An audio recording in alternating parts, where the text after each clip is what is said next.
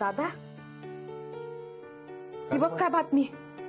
दादा, अरे पोद्दार साहेब गेले. मी जाऊन भेटतेच मॅडम.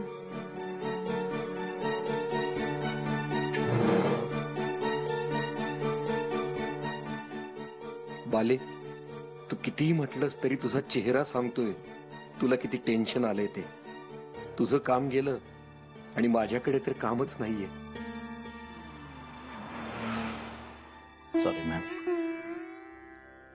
पोद्दार सर गेले, पण कितीतरी लोकांचा आसरा गेला हो. एवढी सगळी माणसं आता इथून पुढे मला तर काही समोर दिसतच नाहीये की पोद्दार साहेब गेले आणि किती लोकांचा आसरा गेला. खरंच पोद्दार साहेबांमुळे किती लोकांना धंद्याचा मार्ग मिळाला, किती जणांना त्यांनी पायावर उभं केलं. वय होतं का आणि पण खूप वाईट लहान झालं. वय.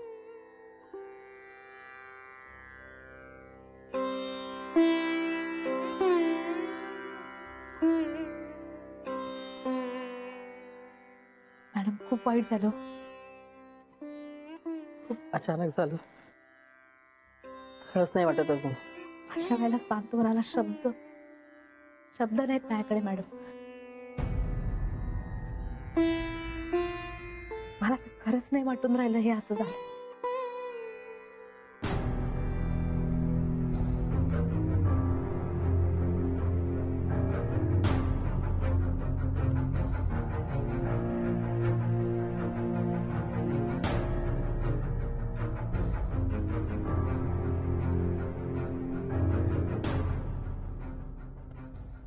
राधिका इथे काय करते? साठेबाईंसाठी ही इथे कशी काय आली? हिला कोणी सांगितलं? हा, आत्ता लक्षात येतंय माझ्या. पोद्दार साहेबांचा मसाल्याचा बिझनेस होता. राधिका त्यांचंच काम करत होती.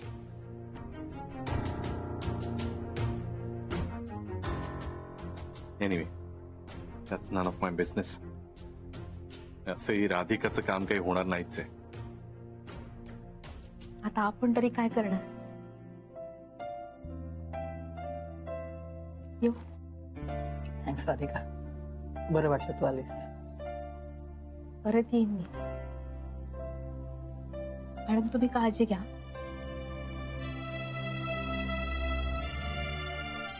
येते.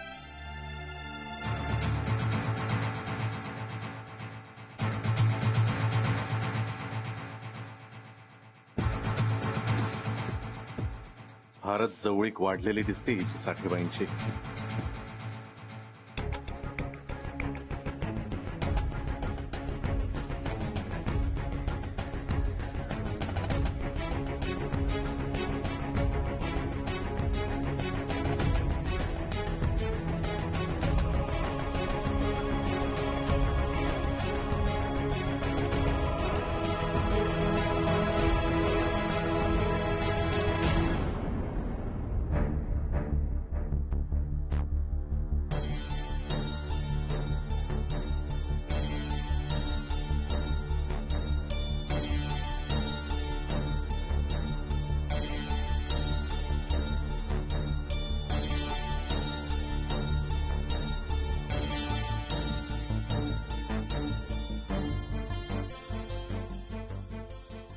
खूप झालं सांत्वन. राधिका कुठे जाते बघितलं पाहिजे.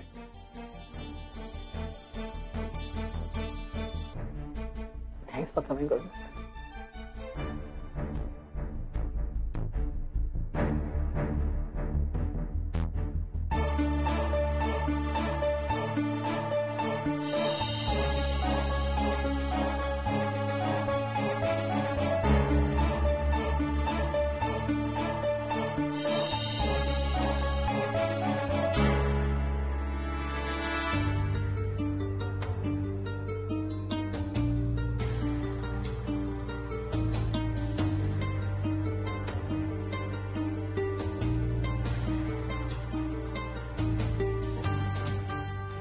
दादा,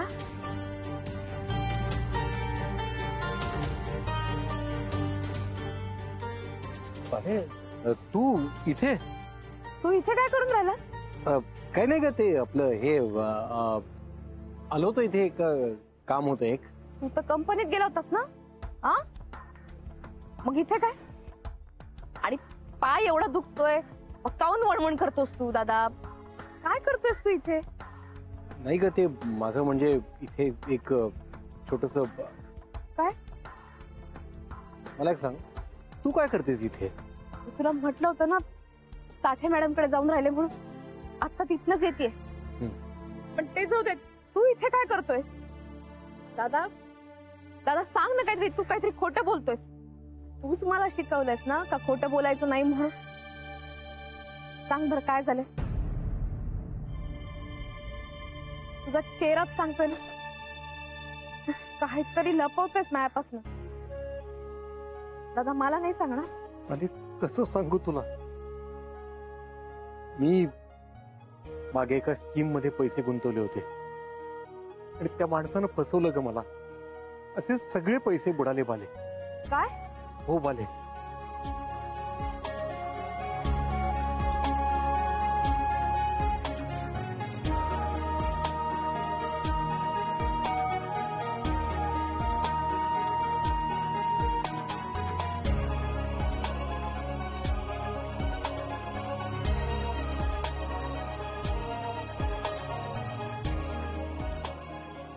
खूप लॉस झाला बाले मला.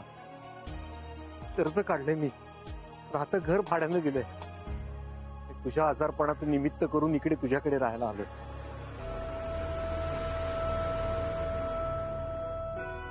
मला खूप लाज वाटते बाले. खूप त्रास होतो मला. अगं, त्या सगळ्याचा तुला खूप त्रास होतोय म्हणून मी तुझा भार हलका व्हावा म्हणून काही छोटी मोठी कामं करतोय आणि पैसे कमवण्याचा प्रयत्न करतोय. मला माहितीये बाले, त्या सगळ्याचा तुला खूप खूप त्रास होतोय. मी काही करू शकत नाही ग. मला माफ कर बाले. दादा हे काय बोलून राहिलास तू? मला कसला त्रास? कायचं काय बोलून राहिलास तू? बहिणीला भावाचा कधी त्रास होतो का? आणि भार काय? भार म्हणे भार. दादा लग्न होईपर्यंत तू माझा सांभाळ केला, सगळं केलंयस. निदान या निमित्ताने जरा परतफेड तरी करू दे ना मला. नको बाले, असली परतफेड नको मला. अरे देव पण किती निष्ठुर आहे बघ ना. मला लाज वाटते ग माझ्या नाकर्तेपणाची. मी तुझ्यासाठी काहीही करू शकत नाही. अगं किती त्रासातून जातेस तू, किती प्रॉब्लेम्स आहेत तुझे. मोठा भाऊ म्हणून मी तुला मदत करण्याऐवजी मीच तुझ्या घरी आश्रयाला आलोय. मला लाज वाटते बाले स्वतःची. असं वाटतं कुठेतरी जावं आणि संपवून घ्यावं स्वतःला. दादा काय बोलून राहिलास तू? हे सगळं बोलताना निदान तुझ्या बहिणीचा तरी विचार कर ना. नाही मला मान्य, मला सगळं मान्य का परिस्थिती वाईट आहे, कुठलीच गोष्ट आपल्या मनासारखी घडत नाहीये. पण दादा आम्ही सगळेजण आहोत ना तुझ्या बरोबर. आपण सगळे मिळून परिस्थिती बदलूया ना. बाले, कधी कधी वाटतं ना माझं सगळं पुण्य तुझ्या पदरी पडावं. मी जाऊ दे ग, किमान तू तरी सुखी व्हावंस. तुझा चेहरा आनंदी बघितला ना तर मला जन्माचं सार्थक झाल्यासारखं वाटेल. आई बाबांना मी वचन दिलं होतं तुझ्या सगळ्या जबाबदाऱ्या पार पाडेन म्हणून. किमान ते वचन पूर्ण केल्याचं समाधान तरी मिळेल मला बाले. दादा मला एकटीला नाही सुखी व्हायचंय. मला सगळेजण सुखी व्हायला हवेत. दादा आता रडायचं नाही आणि हारायचंही नाही. हे बघ दादा, मी आहे तुझ्या बरोबर. आता परिस्थितीला सामोरं जायचं, नाही रडायचं.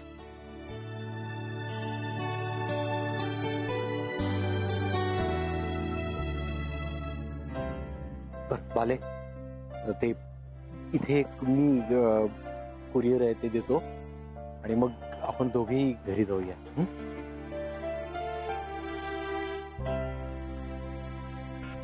काय चाललंय या दोघांचं? आणि हा शिरीष हे कुरिअरची पाकिटं घेऊन कुठे चाललाय? आणि हे जे काही आहे ते मला कळलंच पाहिजे. मी शोधून काढेन. राधिका, तुझ्या आयुष्यात घडणाऱ्या प्रत्येक गोष्टीची बातमी मला मिळायला हवी, कारण मला तुला हरवायचंय आणि मी ते करणारच. ऐक ना, मी आंघोळीला जाते. मग मी काय करू म्हणतेस? ये ना, चल ना सोबत. माझं कुरिअर येणार आहे, ते घे ना फक्त. कसलं? आहे एक एक्सपेन्सिव्ह. काय आहे? तुला काय एवढे प्रश्न आहेत? तुला सांगितलं तेवढं कर ना. घे ना प्लीज कुरिअर माझं. ठीक आहे, ओके. थँक्स.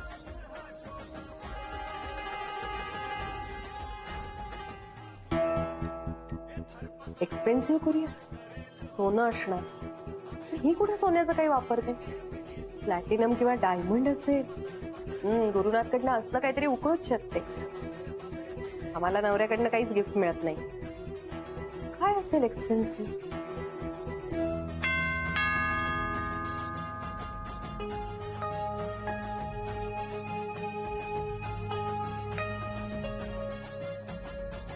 मैडम जी आपका खोलिए. हा, सर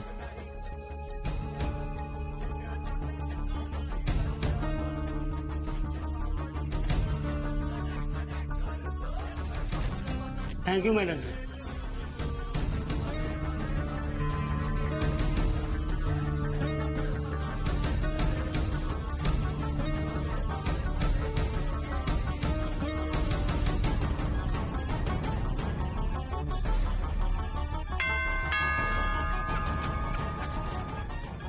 का कोण आलं?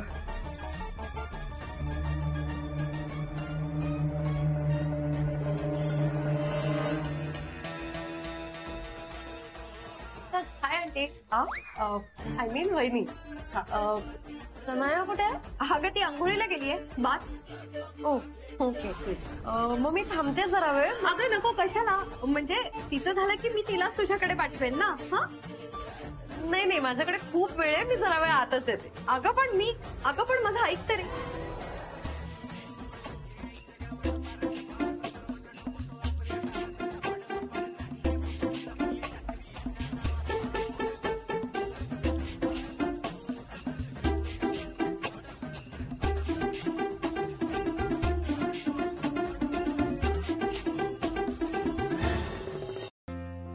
काय ग, तू आत्ता कुठून आलीस?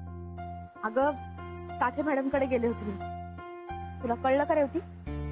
साठे मॅडमचे मावस भाऊ आमचे पोद्दार सर गेले. अरे बापरे, पण काय झालं अचानक? विसर ना. आम्हाला पण धक्काच बसला ऐकून. एवढा हुशार माणूस, एवढा मेहनती, सगळ्यांना मदत करणारा, ते गेले याचं फार वाईट वाटलं ग. खरंय का? हे पण राधिका, आता तुझं कॉन्ट्रॅक्ट होईल काहीतरी. मला तर आता असं वाटून राहिलं, देव आपली क्षणोक्षणी परीक्षा पाहतोय. राधिका, तुझ्याकडे पाहिलं ना की ह्याची पावलोपावली प्रचिती येते. एकाच वेळी किती प्रॉब्लेम्स फेस करतेस ग तू. आता आणखी एक गोष्ट घडलीये. आता काय झालं? अगं दादाची नोकरी गेली. अरे बापरे. सध्या तो कुठेतरी कुरिअर वाटण्याचं काम करतो. आणि अगं कुठल्या तरी स्कीम मध्ये पैसे गुंतवले होते, ते पण गेले. घर भाड्यानं दिलंय त्यांनी, म्हणून माझ्याकडे येऊन राहिलाय. मलाही थोडं त्रासलेलं वाटलंच तो. का कोण जाणे, डिप्रेशन मध्ये वाटला. डोकं धरून बसला होता तो. तरीच सुबोध म्हणत होता की दादा त्याला रस्त्यावर बसलेला दिसला, उदास होता. तोच घेऊन आला दादाला घरी. रेवती, दादाला यातनं सावरलं पाहिजे ग. त्यानं एवढं केलंय माझ्यासाठी. मला त्याला दुःखी नाही बघायचंय. आता मला त्याच्यासाठी काहीतरी करायला हवं. बरं चल, मी निघते. वरती थोडस काम आहे, तेवढं करते आणि नंतर बकुळा मावशीच्या वस्तीत जाते. बाय.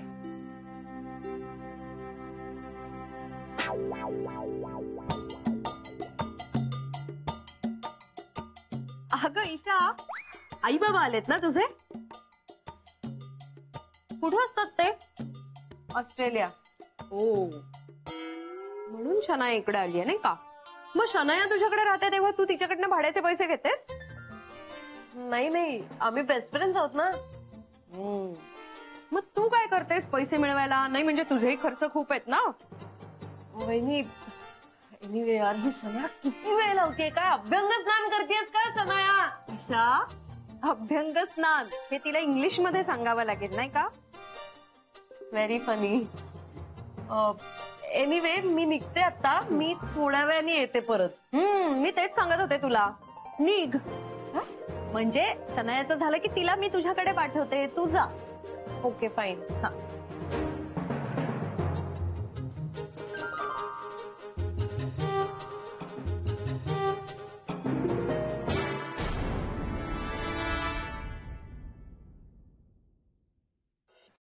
बाय. राधिका, तू अगं कुठे चाललीस? वहिनी मी जरा घाईते, लवकर आवरते आणि निघते मी. हा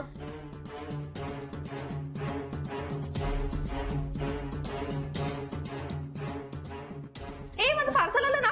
कुठे? नाही आलं. काय असं कसं नाही आलं? काय माहिती नाही आलं. मी खोटं नाही सांगते. काही काय सांगतेस? मला मेसेज आलाय त्यांचा डिलिव्हर झाल्याचा.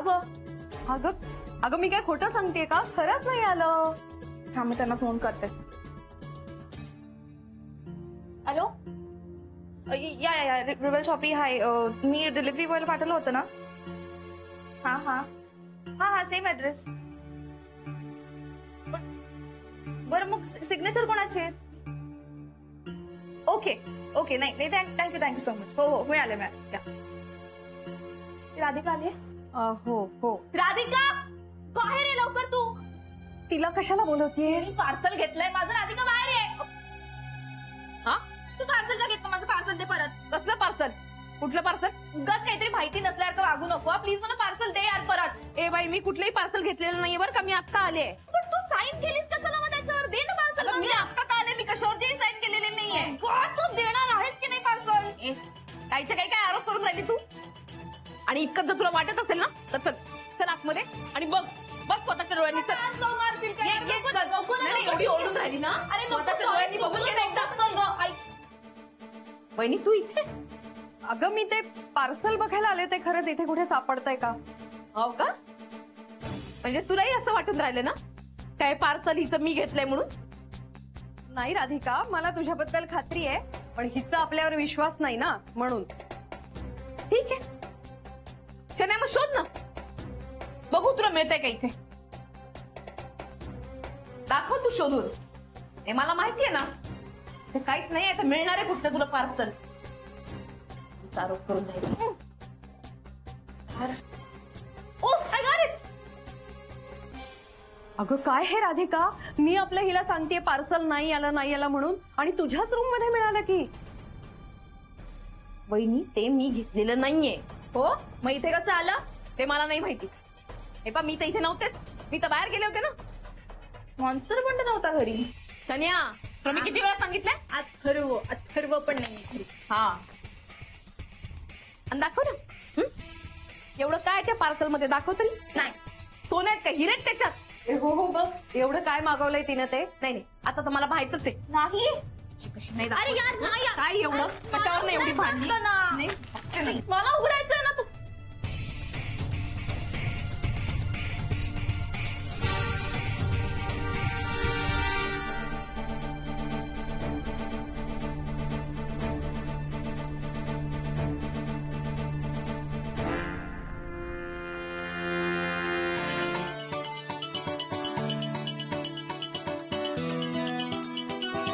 हॉटपॅट सन्या बयाड आहेस का ग तू?